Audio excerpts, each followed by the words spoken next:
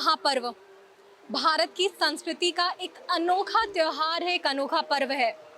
बिहार झारखंड की मिट्टी से निकला ये त्योहार अब केवल एक दो राज्यों तक सीमित नहीं रहा, भारत के कई राज्यों तक ये फैल चुका है।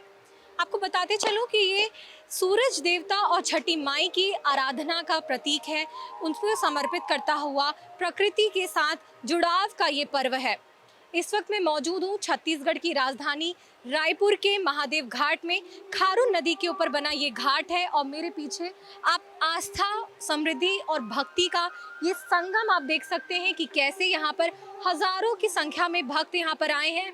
आज तीसरे दिन, क्योंकि ये 4 दिनों का पर्व कहा जाता है, आज तीसरे दिन डूबते हुए सूरज को यहाँ पर अर्घ्य देने के लिए यहाँ पर हजारों भक्त आए हुए हैं और बस कुछ ही पलों में सूरज डूबते हुए यहाँ पर नजर आने वाला है और आस्था की डुबकी लगाते हुए यहाँ पर नदी में यहाँ पर हजारों की संख्या में भक्त नजर आ रहे हैं और एक अनोखी संस्कृति का संगम यहाँ पर मैं देख पा रही हूँ।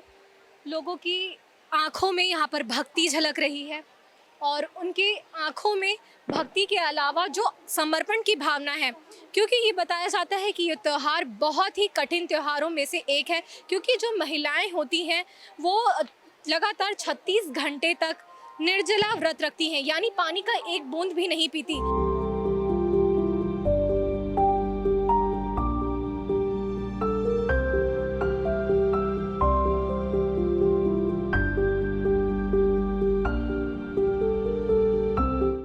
कार्तिक शुक्ल पक्ष की षष्ठी से शुरू होने वाला ये 4 दिवसीय छठ त्योहार प्रकृति के प्रति गहरी श्रद्धा को दर्शाता है।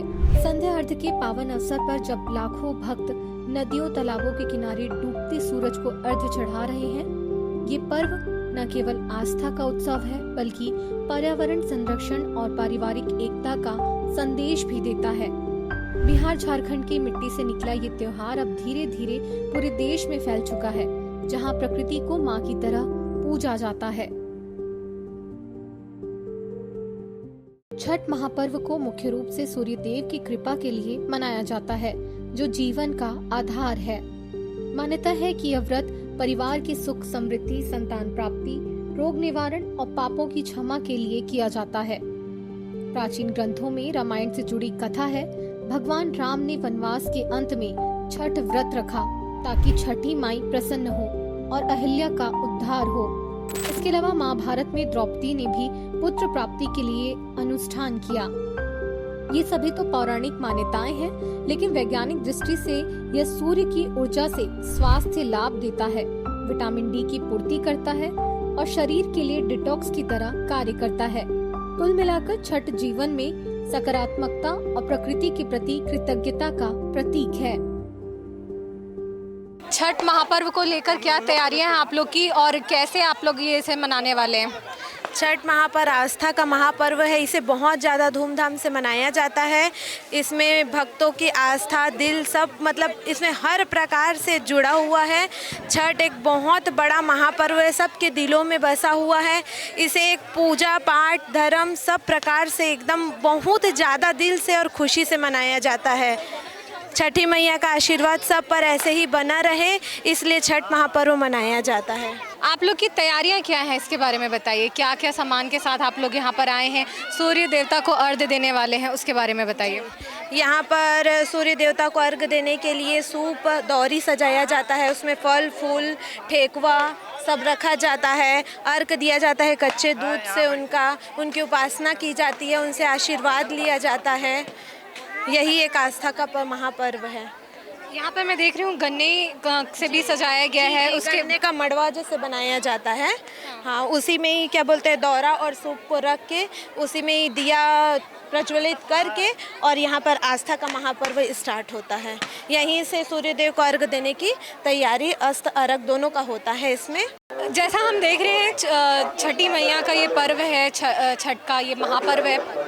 महिलाओं की आस्था तो हम देखते हैं, पुरुषों की आस्था के बारे में बताइए, क्योंकि पुरुष भी बहुत सारे हैं वो जो उपवास रखते हैं, व्रत रखते हैं, इसके बारे में बताइए। ये पर्व एक्चुअली भगवान सूर्य को और छठी मैया को समर्पित है और ये मर्द इसलिए करते हैं, अपने परिवार की सुख समृद्धि और शांति के लिए पर्व किया जाता है। बाल बच्चों को विकास के लिए पर्व किया जाता है। तो अक्सर तो महिलाएं ही करती है, लेकिन कुछ कुछ पुरुषों इसमें भी शामिल होते हैं। इसमें हम देख रहे थे टोकरी में बहुत सारा सामान लेकर पुरुष आते हैं, उनके पीछे महिलाएं चलकर आती हैं। किस तरीके से ये प्रकृति से जुड़ा हुआ त्यौहार इसे कहा जा रहा है? हाँ, इसमें क्या है कि अभी तक शुरू से प्रथा चल रहा है कि घर के जो भी सदस्य हैं मेल, वो उस दौरा को उठाते हैं और पीछे मतलब जो टोकरी है और उसमें सूप होता है और उसमें बहुत तरह का मार्केट में जितने फल अवेलेबल हो सकते हैं ले लेते हैं। हाँ, सीजनल तो होते हैं और उसके साथ आगे आगे चलते पीछे पीछे महिलाएं अपना, क्योंकि वो भारी भी होता है तो महिलाओं के लिए एक तो भूखे रहते हैं तो उनका। ये बताइए 36 घंटे का ये उपवास रखती हैं यहाँ पे माताएं बहनें, कितना मुश्किल होता है कि आस्था और इन्हें शक्ति कैसे मिलती है? बस मुश्किल तो है, लेकिन भगवान का ये है, क्या कहा जाता है, आस्था का है और भगवान के उनके प्रति ये है, इसलिए आदमी को महसूस नहीं होता है और निकल जाते हैं। 36 घंटे बहुत आसानी से लोग अपने निकाल लेते हैं, बहुत ही अच्छे ढंग से निकाल लेते हैं। छठ की मान्यताएं प्राचीन और लोकप्रिय दोनों हैं। छठी माई को ब्रह्मा की मानस पुत्री माना जाता है, जो षष्ठी तिथि की देवी हैं और बच्चों परिवार की रक्षा करती हैं। सूर्य को आदि पुरुष कहा जाता है, जिनकी पूजा से नेत्र रोग, त्वचा विकार और मानसिक तनाव दूर होते हैं। लोक कथाओं में कहा जाता है कि व्रत से सूर्य लोक की प्राप्ति होती है। महिलाओं को मुख्य व्रती मानकर यह पर्व स्त्री शक्ति का सम्मान करता है, जो कठोर निर्जल व्रत रखकर परिवार की कामना पूरी करती है। बिहार का बहुत ही महापर्व के रूप में माना जाता है छठ, और आज पूरे इंडिया में, इवन विदेशों में भी छठ पर्व उतने ही धूमधाम से मनाया जाता है जितना बिहार में पहले मनाया जाता था, अभी मनाया जाता है। मैं चूँकि बिहार से नहीं संबंध रखती हूँ, मेरा इंटरकास्ट मैरिज है बिहारी से, लेकिन ये पर्व देखकर मुझे बहुत अच्छा लगता था। तो पिछले 20 साल से मैं इस पर्व को मना रही हूँ और व्रती धर्म का निर्वाह कर रही हूँ मैं।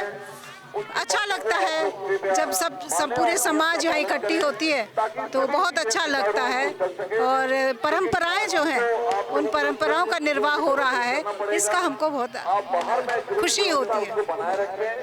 आंटी, आप यहाँ पर कब से आती हैं और कितने साल से ये मना रही है? क्या क्या परेशानियाँ होती है, क्या इसके बारे में कहेंगी कि छठ महापर्व के बारे में आप क्या कहना चाहेंगी? छठ ये सबसे बड़ा त्यौहार है और मैं 2-3 साल से यहाँ मना रही हूँ। पहले मैं जानती नहीं थी, जब मैं जानना स्टार्ट करा तो मेरे को ये छठ पर्व इतना अच्छा लगने लगा कि यहाँ आना, जोत जलाना, तालाब में जोत जलाना, नाव में घूमना, ये अर्घ देना सूरज को, ये सारी चीजें मेरे को बहुत अच्छी लगती है। इस पर्व को मनाने में कोई कष्ट नहीं होता है, इस पर्व को मनाने में कोई कष्ट नहीं होता, न शारीरिक न मानसिक संतुष्टि होती है। यहाँ पे बहुत सारी महिला आज डूबते हुए सूरज को अर्घ देने के लिए यहाँ पर आए हैं। कौन कौन से सामान के साथ आप लोग यहाँ हैं? क्या आस्था है, क्या इसमें चीज़ों को शामिल किया जाता है, उसके बारे में बताइए। केला है, सेब है, नाशपाती है, मौसमी है, जितना फल इसमें चढ़ा सकते हैं। फलों के साथ भी फल, इसमें कोई वर्जित नहीं है, फल जो फल चढ़ा सकते हैं। कितने घंटे तक उपवास रखा जाता है? 36 घंटा के। 36 घंटे। कल शाम से आप लोग उपवास शुरू कर चुके होंगे? कल सवेरे से है। सवेरे से खरना था कल। आज डूबते हुए सूरज के अर्घ देंगे, कल उगते हुए सूरज के अर्घ देंगे।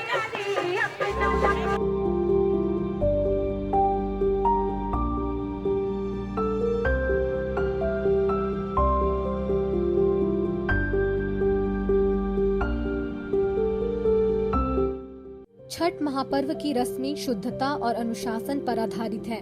ये 4 दिनों का पवित्र मेल है, जहां हर कदम प्रकृति और आस्था से जुड़ता है। अब सुनिए एक एक दिन की रस्मों को। पहला दिन नहाए खाए। सुबह सुबह व्रती नदी या तालाब में स्नान करते हैं और शरीर और मन को शुद्ध करते हैं। फिर शुद्ध शाकाहारी भोजन करने के बाद, जैसे कद्दू की स्वादिष्ट सब्जी और चावल खाने के बाद, यह दिन सफाई और नई शुरुआत का प्रतीक है। इसमें कोई तेल मसाला नहीं होता, केवल प्रकृति का आभार होता है।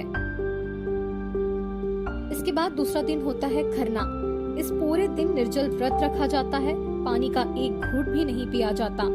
शाम ढलते ही गुड़ की मीठी खीर और ताज़ा पूरी का प्रसाद तैयार होता है। व्रत की चुपचाप पूजा करते हैं, परिवार संग प्रसाद ग्रहण करते हैं। ये व्रत की कठोरता और मिठास का मेल है।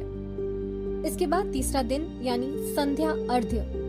नदी किनारे खड़े होकर डूबते सूरज को दूध में मिला जल अर्घ्य चढ़ाते हैं। ठेकुए, मौसमी फल और सुपारी सूर्य को समर्पित करते हैं। सूपा बांस की टोकरी को फूलों से सजाकर सिर पर रखते हैं। ये क्षमा और नई ऊर्जा का समय है, जहाँ सूरज की किरणें हर दुख को मिटाती है। इसके बाद आता है चौथा और अंतिम दिन, जिसे पारण भी कहते हैं। भोर की पहली किरणों में उगते सूरज को जल अर्घ्य देकर व्रत समाप्त होता है। फिर प्रसाद ग्रहण कर परिवार मोहल्ले में बांटा जाता है।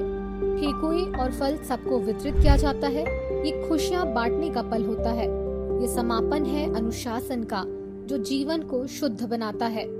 छठ की ये रस्में हमें सिखाती हैं कि शुद्धता से कैसे समृद्धि की ओर बढ़ा जा सकता है। व्रती मुख्यतः पीले वस्त्र धारण करती हैं। कोई नमक तेल से बना भोजन नहीं करती हैं। ठेकुआ बनाना और लोकगीत गाना इस पर्व का अभिन्न हिस्सा है। यानी छठ प्रकृति का उत्सव है। सूर्य की किरणें जीवनदायिनी, नदियाँ पवित्र जल स्रोत है। अर्घ्य से जल संरक्षण, शाकाहारी भोजन से पर्यावरण संतुलन सिखाया जाता है। यानी छठ प्रकृति का उत्सव है। ये पर्व हमें सिखाता है कि प्रकृति से प्रेम करो तो वो भी प्रेम लौटाएगी। दुनिया कहती है कि एक दिन अगर जिसका उदय होता है तो उस दिन अगली कभी न कभी उसका अस्त होना तय है। लेकिन छठ महापर्व एक ऐसा है जो हमें ये सिखाता है कि अगर किसी दिन अस्त होना है तो अगले दिन उसका उदय होना निश्चित है। जी हाँ, छठ पर्व हमें ये संदेश देता है कि कैसे सूरज देवता हमें जीवन जीने की एक नई प्रतीक देता है, नई उम्मीद देता है और हमें सुख, समृद्धि और खुशियों का, प्रकृति से जुड़ने का महत्व सिखाता है। ये है छठ महापर्व। आपने छठ महापर्व कैसे मनाया, कैसे आपने इस छठ महापर्व में अपनी ओर से श्रद्धा, भक्ति और आस्था का अनोखा जो संगम हम कह रहे हैं वो आपने दिखाई। हमें कमेंट्स के जरिए अपनी प्रतिक्रियाएं जरूर बताएं। ऐसे ही और वीडियोस के लिए द लेंस के चैनल को सब्सक्राइब करें और हमारी पत्रकारिता की ताकत बनिए। कैमरा पर्सन कलीम परवेज के साथ द लेंस के लिए पूनम ऋतु सेन।